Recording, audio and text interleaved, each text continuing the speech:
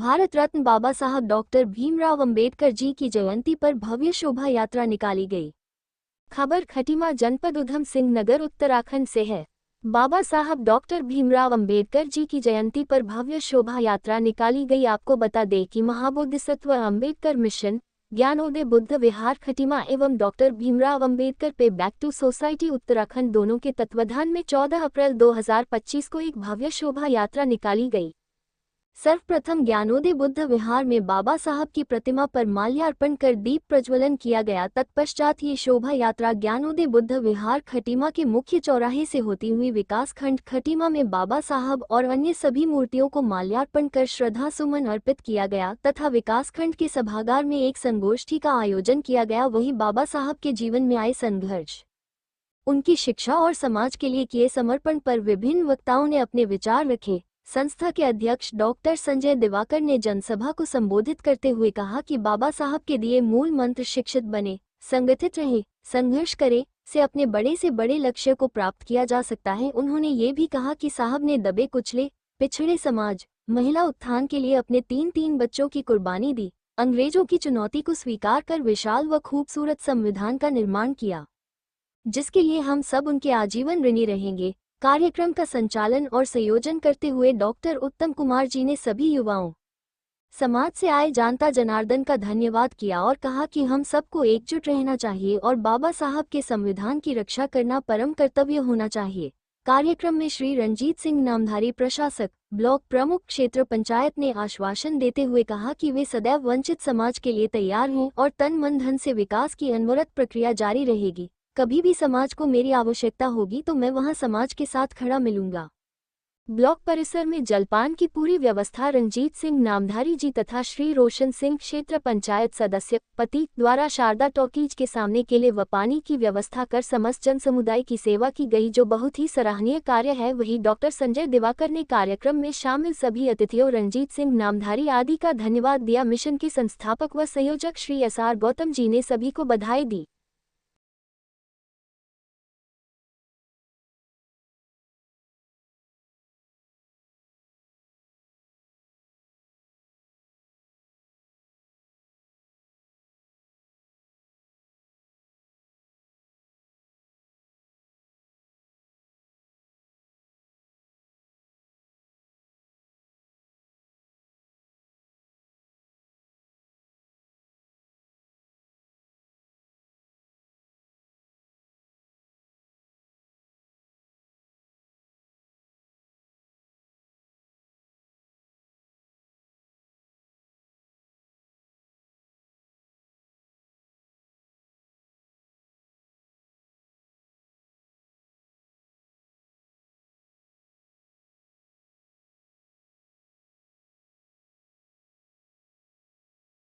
बाबा साहब को जब अंग्रेजों ने 1947 में देश आजाद हुआ, उसके बाद बाबा साहब हमारे पंडित जवाहरलाल नेहरू जी के सामने एक चुनौती रखी गई कि इस देश का संविधान कौन लिखेगा। और पंडित जवाहरलाल नेहरू, सरदार वल्लभ भाई पटेल और हमारे जितने गांधी साहब और बड़े बड़े उस समय के दिग्गज लोग थे, बैरिस्टर लोग थे, सब बैठे, सबने आपस में चर्चा की देश का संविधान कौन लिखेगा। तो कि हम उस देश में रहते हैं जहाँ 28 राज्य के 29 केंद्र शासित प्रदेश हैं, ऐसे समाज में जहाँ पे की पहनावा, रंग, रूप, भेष, भाषा सब कुछ अलग है। अगर मणिपुर में आप ले जाएंगे तो वहाँ लोग ब्राह्मणों का कुत्ते का मीट खा लेते हैं, हम सब भी खाते हैं। तो ऐसे देश का संविधान बनाना कितनी बड़ी चुनौती थी। उस समय जब सब कार्यवाही थक गई तो लगा कि तो शायद संविधान नहीं बन पाएगा।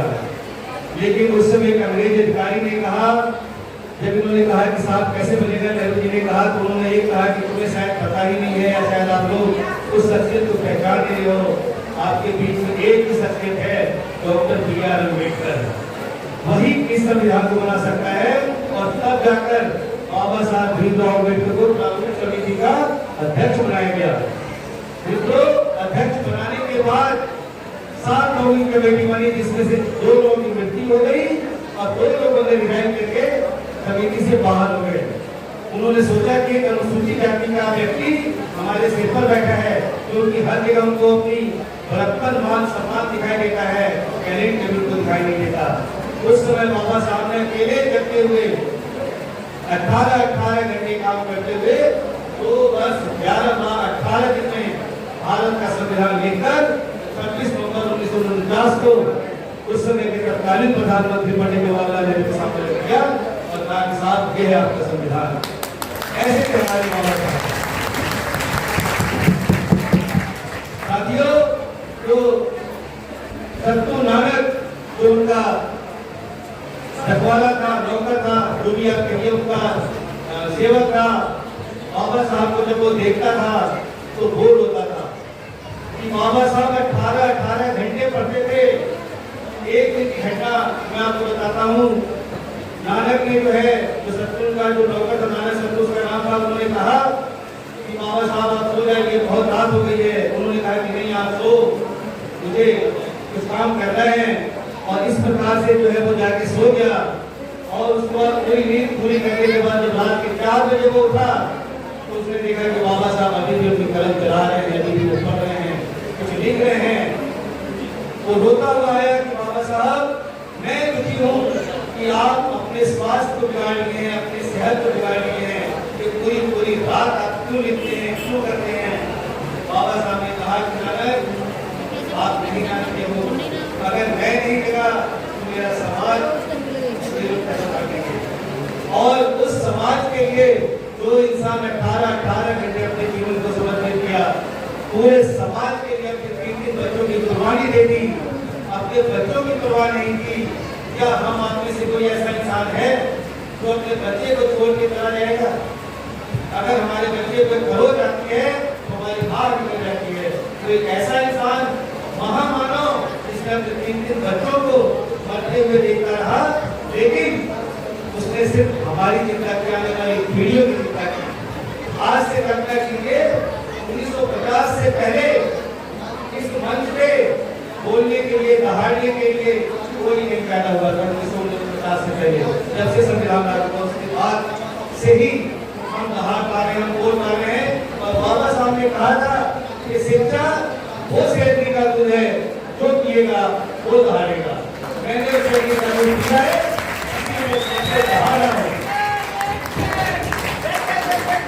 इसीलिए साथियों आप सबको मैं आह्वान करना चाहता हूँ कि आप पूरी तरह से हर माता बहन से मैं कहना चाहता हूँ कि अंधविश्वास और विभिन्न प्रकार की अंधविश्वासों से दूर रखिए, समाज को आप मानिए, मुझे कोई ऐतराज नहीं है, लेकिन सबसे पहले अपने बच्चों को शिक्षित कीजिए। और इसमें यहाँ जितनी मेरी माताएं बहनें बैठी हैं, मैं सबसे हाथ जोड़ के प्रबंध करना चाहता हूँ। नेपोलियन ने कहा था, नेपोलियन बोला था विश्व को जीता, उसने कहा था कि अगर एक पुरुष पढ़ाई लिखाई करता है तो अपने एक पीढ़ी का उद्धार करता है, लेकिन अगर महिला पढ़ लिख जाती है तो एक पीढ़ी अपनी पीढ़ी की 7 पीढ़ियों को उद्धार करती है। इसलिए मैं माताओं बहनों आप सभी से निवेदन करता हूँ, अपने छोटे भाई को, अपने बेटे को, अपने जो भी आप करते हैं उनको पढ़ने लिखने के लिए आगे बढ़ाइए, क्योंकि हमारा समाज शिक्षा नहीं सबसे पीछे है। जिस दिन हमारा समाज शिक्षित हो गया उस दिन आप समझ लीजिए 85% लोग हैं, हम इस देश के 85% लोग हम लोग जो है शासित, ये जो है शोषण के शिकार हैं, और सिर्फ 15% लोग हम पे शासन कर रहे हैं। इतनी ही हमारे सर की बात है। इसीलिए अभी भी देर नहीं हुई है, मैं कहता हूँ जब जागो तभी सवेरा। आज भी आप क्या करेंगे, अपने बच्चों को पढ़ाइए लिखाइए। साथ ही मैं जो है डॉक्टर B.R. अम्बेडकर के लिए सोसाइटी का निर्माण हम लोगों ने किया है, उसके माध्यम से मैं पूर्व में भी कह चुका हूँ कि ग्राम सभाओं में मैं गया हूँ, 27 ग्राम सभाओं में मैं जा चुका हूँ। समय मैंने कहा है, किसी बच्चे को पढ़ने लिखने की दिक्कत आती है, किसी बच्चे को कहीं कॉम्पिटिशन में तैयारी करने की दिक्कत आती है, एक बार आप उससे कहिए, हमारी पूरी टीम आपका सहयोग करेगी, आपको किताब देगी, आपको कॉम्पिटिशन की तैयारी कराएगी, आपको जो सुविधा होगी वो उपलब्ध कराएगी। और इसमें मैं अपने प्रमुख जी को धन्यवाद देना चाहूँगा। एक सरदार भगत सिंह के नाम से लाइब्रेरी खुलने जा रही थी इस ब्लॉक में बहुत शीघ्र जो है वो लाइब्रेरी खुलने वाली है और खुलेगी तो जहाँ आकर अपनी स्टडी कीजिए, पढ़ाई कीजिए, कहीं कोई दिक्कत आती है उसके लिए हम सब आपके साथ तैयार है लगातार।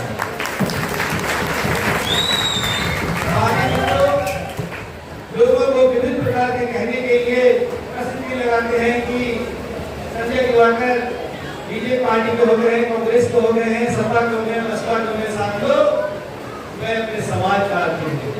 मैं 65 साल नौकरी करूंगा। 65 साल से पहले मुझे कहीं कोई राजनीति नहीं करनी है। इसलिए मैं आप लोगों के बीच कहना चाहता हूँ कि यदि मेरे संबंध लोग प्रमुख जी से हैं तो उस संबंध को मैंने बनाने का प्रयास किया है। मैंने इस क्षेत्र में मैंने इस व्यक्ति से इन महानुभाव से परिचय हुआ है जिससे 37 लाइटें मैंने अपने अनुसूचित जाति के घरों में कराई सोलर पैनल के माध्यम से। 37 लाइटें के साथ साथ अभी जो है का फोन आया कि अनुसूचित जाति ग्राम सभाओं में जो है सड़कें बनी है, व्यवसाय के रास्ते हैं तो रास्ते बताइए। मैंने 14 रास्तों का नाम दिया था, इसमें से 9 रास्ते पास होकर 1.5 करोड़ की धनराशि सर को प्राप्त होने वाली है और वो बहुत शीघ्र ही वो रोडे एससी समाज की, अनुसूचित जाति समाज की बनने वाली है। मैं इसमें जो है मेरा कोई योगदान नहीं है, बस सिर्फ मेरा एक सहयोग है कि मेरा अनुसूचित जाति समाज अगर झोपड़ी से निकले तो वो आरसीसी रोड पे चले। बस ये मेरा एक संकल्प है। साथ ही साथ हम लगातार प्रयास कर रहे हैं माननीय मुख्यमंत्री जी से। मैं इस समाज के लिए, अपने लिए, अपने समाज के लिए, अपने भाई बहनों के लिए 5 मिनट माननीय मुख्यमंत्री जी से दे रहा हूँ और उसमें माननीय ब्लॉक प्रमुख जी लगातार मेरा सहयोग कर रहे हैं। इसमें हम लोगों ने जो है एक एकीकृत संस्थान की मांग की है जिसमें 5 एकड़ जमीन, एक ITI कॉलेज लड़के लड़कियों के लिए फ्री होना चाहिए, साथ ही पॉलिटेक्निक और एक अम्बेडकर विकास भवन, एक लाइब्रेरी की व्यवस्था संस्थान में की जाए। ये माननीय मुख्यमंत्री जी से प्रयास कर रहे हैं। साथियों, यहाँ पे अनुसूचित जाति समाज, राणा समाज के लिए एक नव्य विद्यालय है, यहाँ के जो है उनके लिए ITI कॉलेज है और भी कई सारे आश्रम वर्ग विद्यालय है, लेकिन अनुसूचित जाति समाज के लिए कोई संस्थान नहीं। जब ये बात आई तो माननीय मुख्यमंत्री जी के यहाँ से ये सूचना आई कि आज तक अनुसूचित जाति के समाज ने मांगा क्या है हमसे। आज तक मेरे अनुसूचित जाति समाज के व्यक्ति कोई मुख्यमंत्री तक अपनी मांग ही नहीं रखने को जा रहे हैं तो मुख्यमंत्री जी कहाँ से आपकी मांग मांगेंगे। तो हमें कहते हैं कि जब बच्चे को भूख लगती है तो वो रोता है, माँ को दूध खिलाती है, तो जब हम आज तक रोए ही नहीं तो माँ हमें दूध खिलाएगी कहाँ से। साथियों, इसलिए मैं चाहता हूँ आप एकजुट रहिए। इस समाज के लिए मेरा तन निभावन है। आप इस समाज को देख करके आगे बढ़िए और इस समाज को विकास के मार्ग पर ले जाइए। आने वाले 5 साल में हम लोग जो है इस समाज को एक उन्नति के शिखर पर लेके जाएंगे और हम लोग तो आज एक दूसरे को बंटवारे में बटे हुए हैं, ऐसा हमें बिल्कुल नहीं करना है। मैंने आप लोगों का समय बहुत ले लिया है, आप सबका पुनः धन्यवाद। आप सबने मुझे बहुत धैर्य से सुना और साथ ही साथ आप सबने इस रैली के लिए जो हमारे एक आह्वान पर इतनी संख्या में दल बल के साथ आप लोग आए, मैं आप सबका पुनः हाथ जोड़कर निवेदन करना चाहता हूँ और आगे बढ़ते आपको चाहूँगा आप लोग जरूर मेरे साथ दीजिएगा। मुझे कोई राजनीति नहीं करनी है, मैं एक प्रोफेसर हूँ, प्रोफेसर भी रहूँगा, लेकिन आपके लिए सब कुछ समर्पित करके रहूँगा, ये मेरा वचन है। जय भीम, नमो बुद्धाय। साथियों,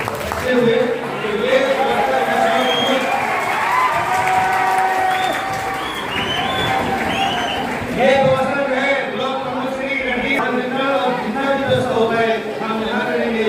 इसीलिए मैं रणदीप सिंह भाई जी का धन्यवाद करना चाहता हूँ। प्रमुख जी, ये पीछे वाला ब्लॉक सभागार का गेट खुल जाए तो थोड़ा सहूलियत हो जाएगी। पीछे वाला गेट एक बार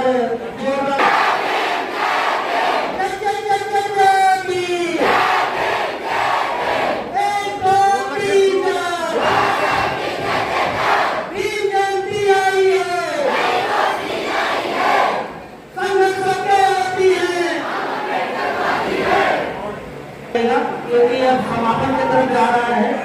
कार्यक्रम समापन होगा, 10-15 मिनट में ही समापन हो जाएगा। तो एक बार उत्साह जरूर दिखा देंगे।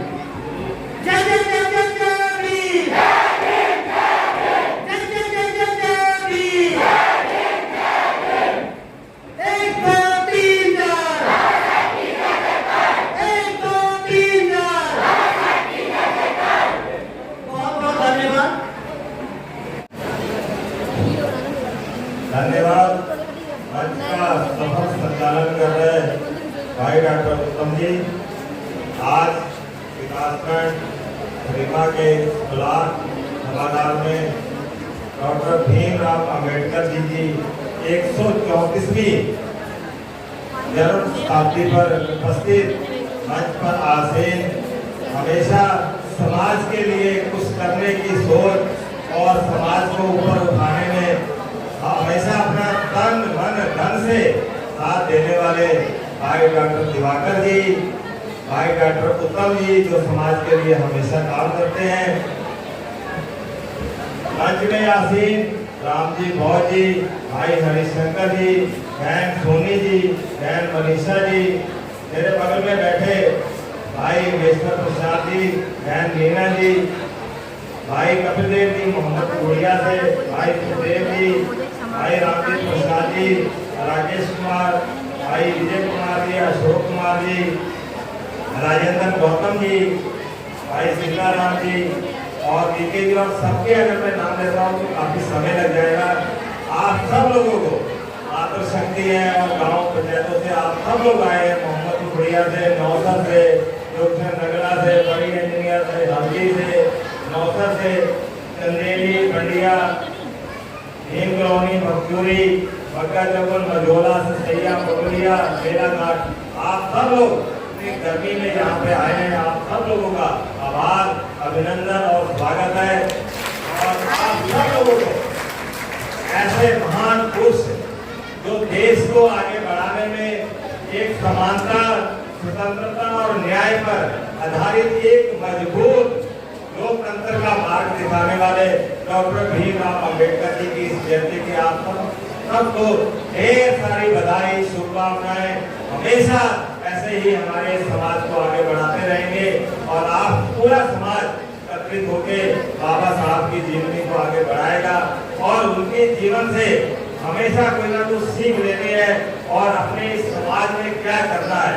बाबा साहब एक ऐसे युग में पैदा हुए, उस युग में ऐसा था कि किसी भी स्वर्ण जाति के जो लोग होते थे, नीचे वाले समाज को कहीं भी कोई जगह नहीं देते थे, चाहे वो मंदिर हो, गुरुद्वारा हो, चाहे पढ़ाई के स्कूल हो, कॉलेज हो, कहीं भी कोई जगह नहीं मिलती थी।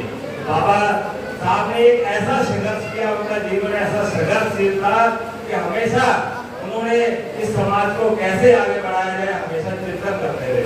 बाबा साहब जब पैदा हुए 14 अप्रैल 1891 में कुछ बड़े हुए, उनके पिताजी ने उनका एडमिशन बॉम्बे में कराया। बॉम्बे में जब स्कूल में बैठने के लिए गए, जो स्कूल में बैठे वहाँ के जो टीचर थे और जो बच्चे थे, उन्होंने कहा ये छोटी जाति का व्यक्ति है, इस बच्चे को क्लासरूम के बाहर बैठाया गया जहाँ पे बच्चों के जूते चप्पल उतारे जाते थे। बाबा साहब वहाँ पे बैठ के पढ़े। बाबा साहब ने कहा कि देखिए मैं पढ़ाई करके ऐसा समाज पैदा करूंगा कि उस समाज के आगे सारा समाज उठेगा। बाबा साहब ने उठकर दिखाया। वहाँ पे एक घटना ऐसी हुई जब बाबा साहब वहाँ पढ़ाई कर रहे थे, किसी दिन उनको प्यास लगी। प्यास लगने पर उन्होंने वहाँ पे जो मटके में पानी था, पानी को पिया, मटके में हाथ लगा दिया तो वहाँ के स्कूल वालों ने, टीचरों ने उस मटके को तोड़वाया गया। ऐसी समाज में बच्चे ने मटके को हाथ लगा दिया। तो इतनी नफरत करते थे। बाबा साहब की ऐसी सोच थी कि ऐसा एक समाज में बनाऊंगा, आगे वाला समाज याद करेगा और हिंदुस्तान के साथ साथ पूरे वर्ल्ड में आज बाबा साहब को याद किया जाता है। आज जो हमारा अगर पूरे वर्ल्ड में सबसे ज्यादा अगर किसी के जन्म दिहाड़े को मनाया जाता है, जयंती को मनाया जाता है, तो बाबा भीमराव अम्बेडकर जी को आज पूरे देश विश्व में मनाया जा रहा है, जगह जगह मनाया जा रहा है। बाबा जी ने संघर्ष करा हम लोगों के लिए, तो हम सब लोगों को बाबा जी के जीवन से कुछ न कुछ सीख लेके आगे बढ़ना है, अपने बच्चों को आगे बढ़ाना है, शिक्षित करना है। बाबा जी हमेशा 3 बातें कहते थे कि शिक्षा शिक्षित करिए, शिक्षित रहिए और संगठित एकत्रित होके और संघर्ष करो। तीन बातों को हमें फॉलो करना है जो बाबा जी ने हमें कहा है। आप सब लोगों से मैं कहना चाहूंगा कि जितने भी हम प्यारे बच्चे हैं हम लोगों के, जब भी स्कूल जाते हैं तो ध्यान देना है कि बच्चों को आगे पढ़ाना है और बच्चों को आगे पढ़ना है। बाबा जी कहते थे कि पढ़ाई वो शेर निकला दूर है, कहीं भी न जानने का काम कर सकते, तो पढ़ाई में बहुत ताकत है। बाबा साहब जब थोड़े से बुजुर्ग हुए, उनकी तबीयत खराब हुई, उनके पास एक बड़े व्यक्ति गए इसी समाज के, उन्होंने कहा बाबा साहब मेरी जमीन को डीएम साहब कब्जा कर रहे हैं, वहां से मुझे हटा रहे हैं। बाबा साहब बोले आप कलेक्टर के पास बढ़ो, आपके 2 बच्चे हैं, बच्चों को पढ़ाओ और कलेक्टर डीएम के पास बढ़ो। तो उनके बच्चे डीएम बने और उस जमीन को उन्होंने नहीं हटाया। ऐसा समाज बाबा जी ने पैदा किया है, उस समाज के से हम लोग सब उनके बच्चे जाए, हम सब लोगों का फर्ज बनता है कि आगे उठ के आए और समाज में एक ऐसा कैसे जाए। आज देखिए आप सब लोग यहाँ पे बैठे हैं, ये बाबा जी की कृपा है। बाबा जी ने आरक्षण दिया, अगर आरक्षण ना होता तो शायद इस ब्लॉक सभागार में ये आज प्रोग्राम नहीं हो पाता। तो बाबा जी की देन, बाबा जी हमेशा इस समाज के लिए करते हैं। हम सब लोगों का फर्ज बनता है कि जब भी उनके जन्मदिन आए, जो भी उनके प्रोग्राम करें, उसे उनका सीख लें और बच्चों को पढ़ाई में ज्यादा से ज्यादा ध्यान दें। डॉक्टर स्वागत जी ने कहा जो गरीब बच्चे हैं जो नहीं पढ़ सकते, हम सब लोग मिलकर उन बच्चों को आगे पढ़ाने का भी काम करेंगे। कहीं भी हम लोगों की जरूरत हो, आप लोगों को किसी के बच्चे बहुत गरीब है, आप लोग उन्हें बताइए, उनके बुक्स हो गए, उनके कपड़े हो गए, जहाँ भी उनकी कॉम्पिटिशन की तैयारी करती है, हम लोग मिलजुल के पढ़ाएंगे ताकि इस समाज में एक नए बाबा जी और आप सब लोगों को सुना महापुरुष बाबा भीमराव अम्बेडकर की इस जयंती की बहुत ढेर सारी बधाई, शुभकामनाएं, बहुत बहुत आप सब लोगों का धन्यवाद।